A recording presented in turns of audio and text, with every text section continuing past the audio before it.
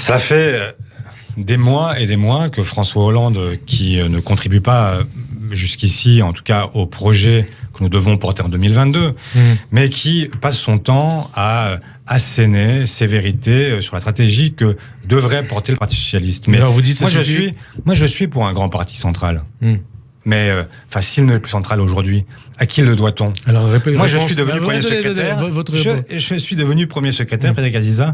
Le Parti socialiste était déjà en fait à terre. Je vous rappelle que il y a 2 ans et demi, 3 ans maintenant presque, que je suis devenu premier secrétaire. À l'époque, tous les commentaires de toute la presse, de tous les Français, c'était quand est-ce qu'on met le dernier clou sur le couvercle du cercueil ?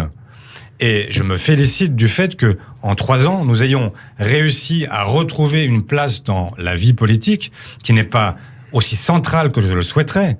Mais enfin, où étaient-ils tous ces gens qui, aujourd'hui, font des leçons de morale ? Donc tous ces gens, parmi eux, François Hollande. Ça veut dire, attendez, quand vous parlez du cercueil, ça veut dire celui qui a mis le Parti socialiste dans cet état et qui l'a conduit pratiquement à une mort cérébrale, c'est François Hollande ? Ah, il n'est pas le seul. Non, mais là, on parle de François Hollande. Oui, franchement, je sais pas, moi, il me semble qu'au début du quinquennat précédent, nous étions en fait majoritaires à l'Assemblée, au Sénat, dans presque toutes les régions sauf une, majoritaires dans les départements, dans les grandes villes.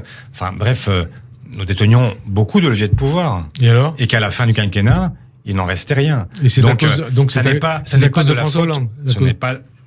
C'est la faute de beaucoup de monde. Ouais. Mais en tout cas, ça n'est pas la faute de la direction actuelle. Et quand aujourd'hui, vous avez une nouvelle génération faite de maires, de présidents de départements, de régions, qui font tous leurs efforts pour travailler jour après jour, semaine après semaine, eh bien oui, il y a un moment où ça suffit.